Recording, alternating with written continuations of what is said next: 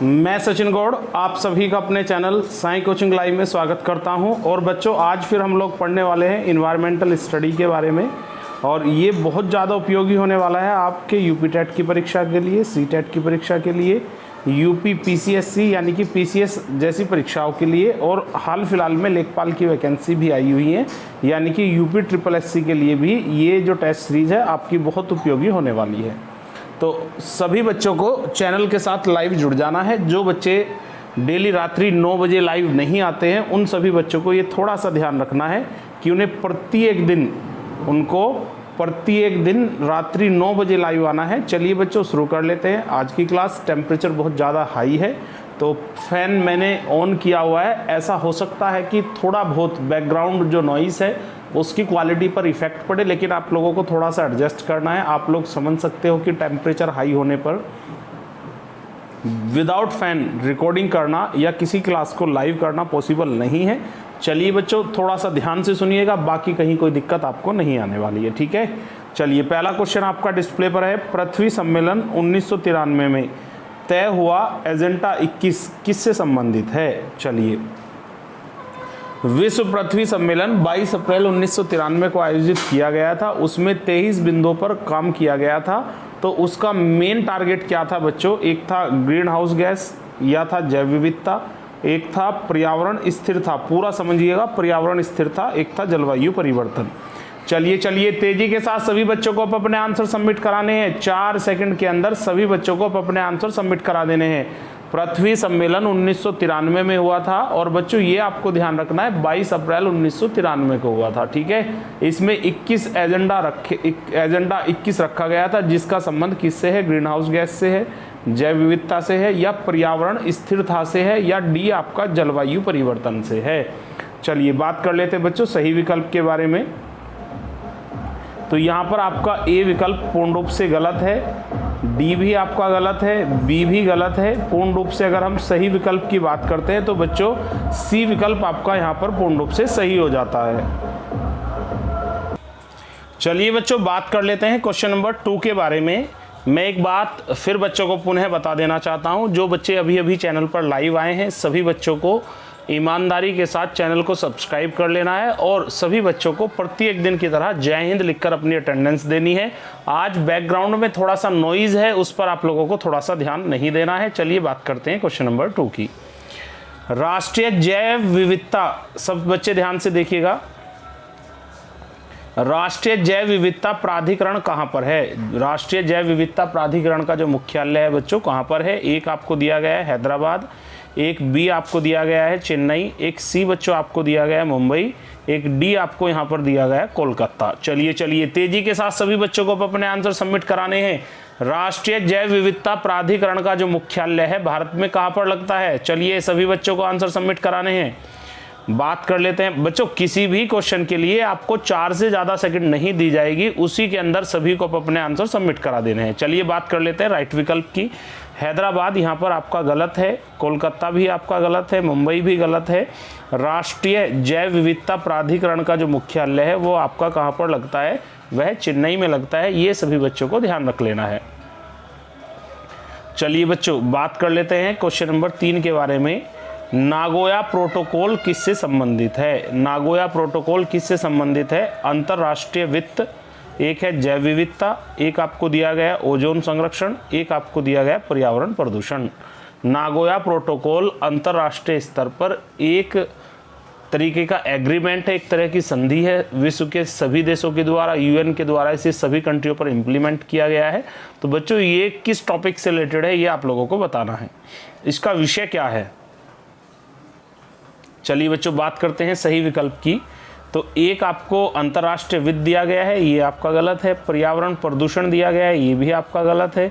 Ozone संरक्षण दिया गया है, ये भी आपका गलत है। जैव विविधता यहाँ पर आपका पूर्ण रूप से क्या है? सही है। चलिए बात कर लेते हैं क्वेश्चन नंबर 4 की।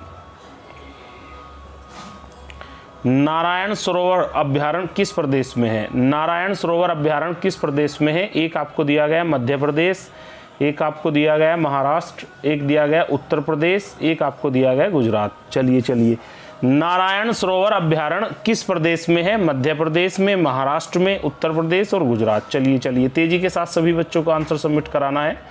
अरे भाई, अभ्यारण्य की एक सूची सभी बुक्स में होती है, चाहे लुसेंट जीके की बात करते हैं या हमारे जो नोट्स प्रोवाइड किए गए हैं उनके अंदर भी है। तो ये आप लोगों को डायरेक्टली याद ही कर लेना है। नारायण सरोवर अभ्यारण्य का संबंध कौन से राज्य से है? मध्य प्रदेश। बच्चों देखो, यहाँ पर आपको हर एक क्वेश्चन के लिए 4 सेकंड दी गई है। यदि आप उसमें आंसर नहीं दे पाते हो तो वो आपकी गलती है। बाकी हम क्लास को थोड़ा सा तेज लेकर चलने वाले हैं। मध्य प्रदेश यहाँ पर आपका बच्चों पूर्ण रूप से गलत है। महाराष्ट्र भी आपका गलत है, उत्तर प्रदेश भी गलत है। नारायण सरोवर अभ्यारण्य आपका कहाँ पर लगता है बच्चों? गुजरात में लगता है। चलिए बात कर लेते हैं क्वेश्चन नंबर 5 की। उसी के ऊपर है, नारायण सरोवर अभ्यारण्य किस चीज के लिए प्रसिद्ध है? एक आपको दिया गया है बाघ, एक है हाथी, एक सी विकल्प है यहाँ पर चिंकारा, एक दिया गया है चीतल। जो चिकारा है ये हिरण की एक प्रजाति है, ये आपको ध्यान रखना है। पेपर में हिरण भी आ सकता है और चिकारा हिरण भी आ सकता है। चलिए, नारायण सरोवर अभ्यारण्य का संबंध बाघ से है, हाथी से है, चिकारा हिरण से है या डी चीतल से है? चीतल भी हिरण की ही एक प्रजाति है।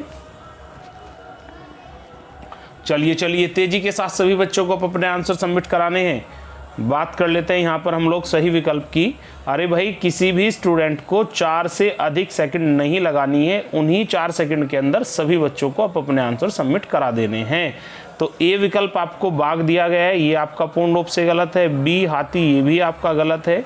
डी चीतल, ये भी आपका गलत है। यहाँ पर आपका जो सही है वो है चिकारा हिरण। चिकारा हिरण के लिए नारायण सरोवर अभ्यारण्य राजस्थान और गुजरात, राजस्थान नहीं गुजरात, केवल गुजरात। नारायण सरोवर जो अभ्यारण्य है ये केवल आपका कहाँ पर खोला गया है? गुजरात के अंदर खोला गया है। चौथे क्वेश्चन के अंदर हम ऑलरेडी इसको डिस्कस कर चुके हैं।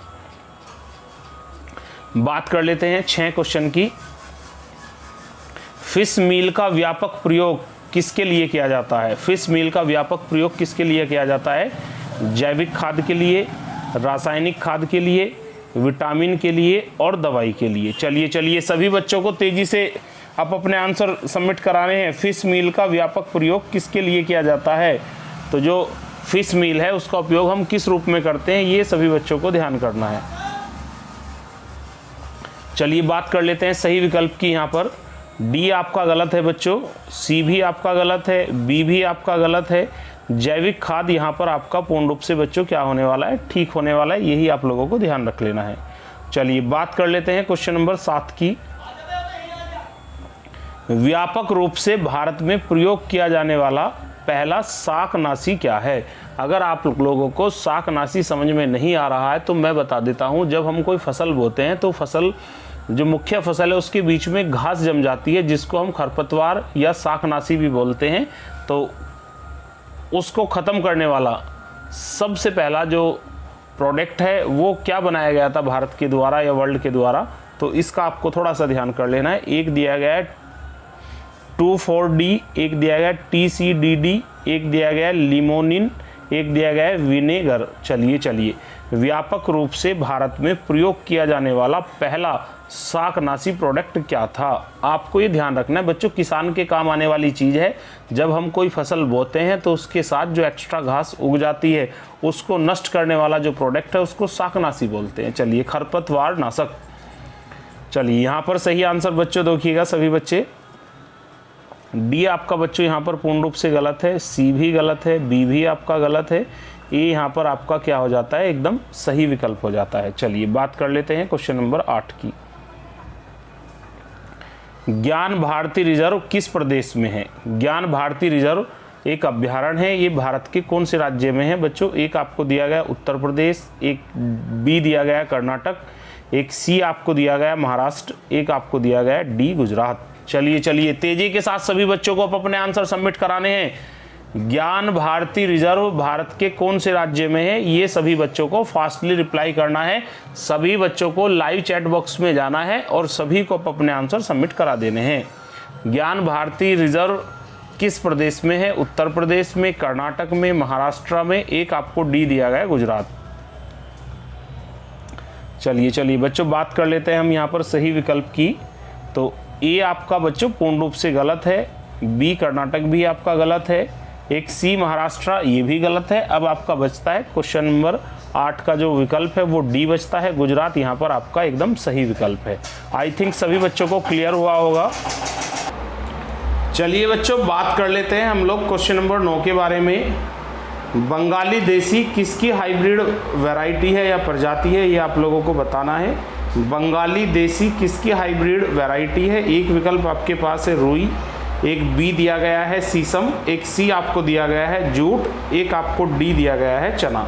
चलिए तेजी के साथ सभी बच्चों को क्वेश्चन को पढ़ना है और अब अपने जो आंसर है वो सभी बच्चों को लाइव चैट बॉक्स में जाकर सबमिट कर देने हैं। बंगाली देसी किसकी हाइब्रिड वैरायटी है? रुई, शीशम, जूट और चना। 4 विकल्प आपके पास मौजूद हैं, उसी में से किसी एक का आप लोगों को राइट चयन कर लेना है। चलिए बात करते हैं बच्चों राइट विकल्प की। 4 सेकंड का जो समय आपको दिया गया था वो आपका लगभग कंप्लीट हो चुका है। तो यहाँ पर बच्चों डी आपका गलत है, सी भी आपका गलत है, शीशम भी आपका गलत है। बंगाली देसी किस चीज़ की हाइब्रिड प्रजाति है? रुई की। ए विकल्प आपका यहाँ पर क्या हो जाता है? ठीक हो जाता है। यही आप लोगों को ध्यान रख लेना है। चलिए बात कर लेते हैं अब हम लोग क्वेश्चन नंबर 10 की। पारिस्थितिकी स्थायी अर्थव्यवस्था है, ये किस आंदोलन का स्लोगन था? प्रत्येक आंदोलन का अपना एक स्लोगन होता है। पारिस्थितिकी स्थायी अर्थव्यवस्था है, ये किस आंदोलन का स्लोगन था? एक विकल्प आपको दिया गया है चिपको आंदोलन बच्चों, एक है नर्मदा बचाओ आंदोलन, एक बताया गया है अप्पिको आंदोलन, एक डी बताया गया है बच्चों इनमें से कोई नहीं। चलिए तेजी के साथ सभी बच्चों को अपने आंसर सबमिट कराने हैं। चलिएगा सभी बच्चे सबमिट कराइएगा।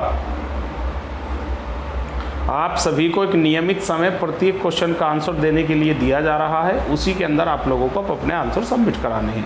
चलिए बात कर लेते हैं हम लोग यहाँ पर सही विकल्प की बच्चों। डी आपका पूर्ण रूप से गलत है, सी भी आपका गलत है, बी भी गलत है आपका।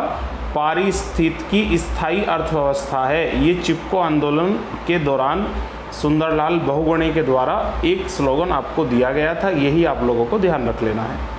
चलिए बात करते हैं अगले क्वेश्चन की, क्वेश्चन नंबर 11। क्वेश्चन नंबर 11 बच्चों आपका डिस्प्ले के ऊपर आ चुका है। चलिएगा सभी बच्चे ध्यान से देखिएगा। प्रोजेक्ट एलिफेंट के तहत कितने एलिफेंट रिजर्व बनाने की घोषणा की गई थी? एक विकल्प आपके पास 20 है, 22 है, 24, एक आपको डी दिया गया है 26। चलिए तेजी के साथ सभी बच्चों को अपने आंसर सबमिट कराने हैं। प्रोजेक्ट एलिफेंट के तहत कितने एलिफेंट रिजर्व बनाने की घोषणा की गई थी? बहुत ही इजी क्वेश्चन है, आप लोगों को तेजी के साथ आप अपने आंसर सबमिट करा देने हैं। चलिए भाई बहुत समय नहीं लगाना है, लगभग 1 मिनट के अंदर हम लोगों को एक क्वेश्चन को सोल्व करना है। यही टारगेट डेली का आपका रहने वाला है, उसी टारगेट के अंदर आप लोगों को अपने आंसर सबमिट करा देने हैं। चलिए बात कर लेते हैं सही विकल्प की। तो बच्चों यहाँ पर आपका ए विकल्प पूर्ण रूप से गलत है, बी भी आपका गलत है, डी भी आपका गलत है। जैसे ही इंडिया के अंदर प्रोजेक्ट एलिफेंट चलाया गया था तो उसके तहत पूरे इंडिया के अंदर कितने एलिफेंट रिजर्व बनाने की घोषणा भारत सरकार के द्वारा की गई थी? 24। ये संख्या आप लोगों को ध्यान रख लेनी है। चलिए अब हम बात कर लेते हैं क्वेश्चन नंबर 12 की। भारत में जंगली गधे कितने प्रदेशों में पाए जाते हैं? विशेष रूप से जो जंगली गधा है आपके कच्छ के रण में पाया जाता है, लेकिन फिर भी पूरे इंडिया के अंदर ऐसे कितने राज्य हैं जिन राज्यों में जंगली गधा पाया जाता है? लेकिन ये आपको ध्यान रखना है, स्पेशली ये कच्छ के रण में पाया जाता है, यानी कि गुजरात में पाया जाता है। फिलहाल आपको इसकी संख्या बतानी है, पूरे ऑल ओवर इंडिया के अंदर ऐसे कितने राज्य हैं जहाँ पर जंगली गधा पाया जाता है? एक आपको दिया गया है 15, एक विकल्प बी 16 है, एक सी विकल्प आपके पास है 17, एक डी विकल्प आपको दिया गया 18। चलिए तेजी के साथ सभी बच्चों को अपने आंसर सबमिट कराने हैं। कोई भी स्टूडेंट ऐसा नहीं होगा जो अपने आंसर सबमिट नहीं कराएगा। भारत में जंगली गधा कितने प्रदेशों में पाया जाता है?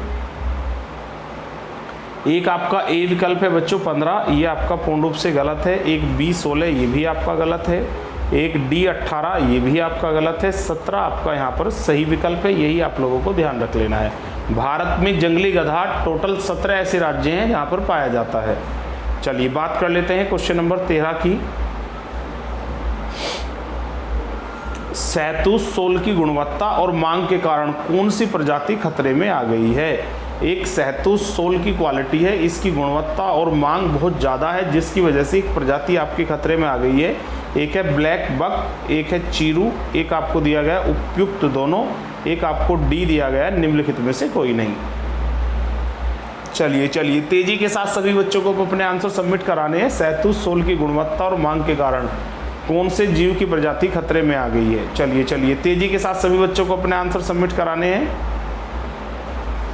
चलिए बच्चों बात कर लेते हैं हम सही विकल्प की। ए आपका यहाँ पर गलत है। जब ए गलत है तो बच्चों आपका सी भी क्या हो जाता है, गलत हो जाता है। ठीक है, डी भी आपका लगभग गलत ही है। तो चीरू जो जीव है उसी की सहायता से शहतूत सोल बनाया जाता है। उसकी संख्या कम है लेकिन उसकी सहायता से हम शहतूत सोल का जो प्रोडक्शन है बच्चों वो ज़्यादा करते हैं। कारण है वो एक अच्छी क्वालिटी की सोल होती है और उसकी मांग भी ज़्यादा है, जिसकी वजह से जो चीरू भेड़ की प्रजाति है वो लगभग खतरे में आ गई है। बात करते हैं अब हम लोग क्वेश्चन नंबर 14 की। पक्षियों की विलुप्त, देखिए बहुत सारे पक्षी ऐसे हैं जो दुनिया से विलुप्त हो गए हैं। उन्हीं पक्षियों में से एक पक्षी है आपका डोडो। तो डोडो जो पक्षी है उसकी प्रजाति भी लगभग ख़त्म हो चुकी है पूरी दुनिया से। लेकिन ये मुख्य रूप से कौन से देश में पाया जाता था? एक आपको दिया गया है मोरस्को, एक देखो मोरक्को होना चाहिए, चलो कोई बात नहीं, मोरस्को दिया हुआ है तो ये आपका मैक्सिको होना चाहिए या कुछ भी है, लेकिन मोरस्को कोई कंट्री नहीं है। जहाँ तक मेरा ख्याल है मैक्सिको होगा। एक आपको बी दिया गया है श्रीलंका, एक सी आपको दिया गया है मॉरिशस, एक आपको डी दिया गया है भारत। चलिए चलिए तेजी के साथ सभी बच्चों को आप अपने आंसर सबमिट करा देने हैं। पक्षियों की विलुप्त डोडो प्रजाति किस देश में पाई जाती थी? चलिए चलिए तेजी के साथ सभी बच्चों को आप अपने आंसर सबमिट करा देने हैं। चलिए भाई अरे इतनी इजी क्वेश्चन के लिए आप लोगों को टाइम नहीं लगाना है बच्चों। ये आपका यहाँ पर पूर्ण रूप से क्या है, गलत है।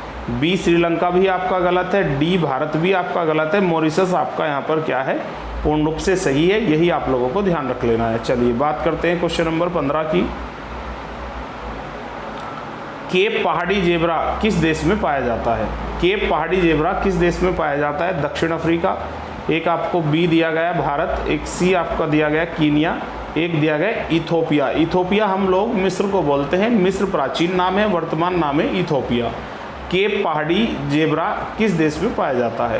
केप पहाड़ी जेब्रा की एक प्रजाति है। ये कौन सी कंट्री के अंदर पाई जाती है? दक्षिण अफ्रीका, भारत, केनिया, इथोपिया। चलिए 4 सेकंड के अंदर सभी बच्चों को अपने आंसर सबमिट करा देने हैं। बच्चों यहाँ पर डी विकल्प आपका पूर्ण रूप से गलत है, सी भी आपका गलत है, बी भी गलत है। केप पहाड़ी जेब्रा कहाँ पर पाया जाता है? दक्षिण अफ्रीका में पाया जाता है। केप जो शब्द है इसी से आपको जो है समझ जाना है। केप टाउन, केप काहिरा और केप पहाड़ी जेब्रा, इन तीनों का ही संबंध आपका अफ्रीका महाद्वीप से है। और अफ्रीका महाद्वीप की जो कंट्री है इसमें 3 है, लेकिन अगर इंडिविजुअल कंट्री पूछी जाती है तब आपको दक्षिण अफ्रीका बताना है। तीनों का ही आंसर आपका दक्षिण अफ्रीका होगा। चलिए बात कर लेते हैं क्वेश्चन नंबर 16 की। होंडुरन एमरोल्ड, यहाँ पर चंद्र बिंदु भी आप लोगों को लगा लेना है। होंडुरन एमरोल्ड क्या है? एक वृक्ष की प्रजाति है, एक पक्षी की प्रजाति है, एक पशु की प्रजाति है, या फिर एक समुद्री तट का नाम है? चलिए तेजी के साथ सभी बच्चों को अपने आंसर सबमिट करा देने हैं। होंडुरन एमरोल्ड किसकी प्रजाति है? वृक्ष की, पक्षी की, पशु की, या फिर किसी समुद्री तट का एक आपको कृत्रिम रूप से दिया हुआ नाम है? ये आप लोगों को बताना है यहाँ पर। चलिए बच्चों 4 सेकंड के अंदर आप लोगों को आंसर सबमिट कराने थे। अब हम बात कर लेते हैं एक सही विकल्प की। ठीक है, ए विकल्प बच्चों आपका यहाँ पर गलत है, सी भी आपका गलत है, डी भी आपका गलत है। यहाँ पर जो बी विकल्प है ये बच्चों आपका पूर्ण रूप से सही हो जाता है। चलिए बात कर लेते हैं अब लोग क्वेश्चन नंबर 17 के बारे में। केंद्रीय समुद्री मत्स्य अनुसंधान संस्थान कहाँ पर है? केंद्रीय समुद्री मत्स्य अनुसंधान आपका कहाँ पर है? एक है मुंबई, एक है विशाखापट्टनम, एक आपको दिया गया चेन्नई, और एक डी विकल्प बच्चों आपको दिया गया कोयम्बटूर।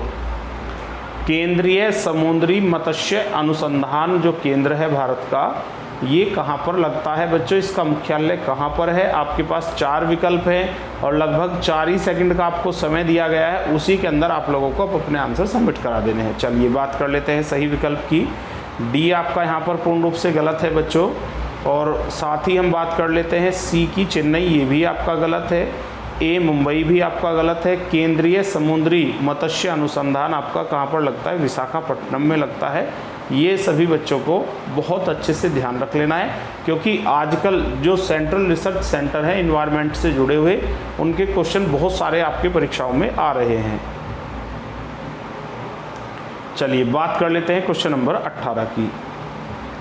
आर्गोग्राफ क्या प्रदर्शित करता है? मिट्टी में मिट्टी के प्रकार और फसल, जलवायु में जलवायु और फसलों के प्रकार, बीज के प्रकार और बीज का उत्पादन। एक डी आपको दिया गया उपयुक्त सभी। आर्गोग्राफ क्या प्रदर्शित करता है? मिट्टी में मिट्टी के प्रकार और फसल। एक बी आपको दिया गया है जलवायु में जलवायु और फसलों के प्रकार। एक सी यहाँ पर दिया गया है बीज के प्रकार और बीज का उत्पादन। एक डी यहाँ पर दिया गया है बच्चों उपयुक्त सभी। चलिए तेजी के साथ सभी बच्चों को अपने आंसर सबमिट कराने हैं। कोई भी स्टूडेंट ऐसा नहीं होगा जो अपने आंसर सबमिट नहीं कराएगा। आर्गोग्राफ क्या प्रदर्शित करता है? मिट्टी में मिट्टी के प्रकार और फसल, जलवायु में जलवायु और फसलों के प्रकार, बीज के प्रकार और बीज का उत्पादन। एक डी यहाँ पर दिया गया उपयुक्त सभी।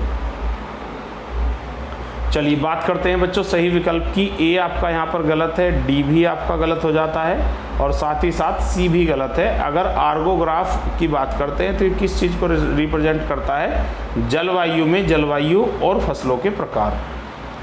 चलिए बात करते हैं क्वेश्चन नंबर 19 की।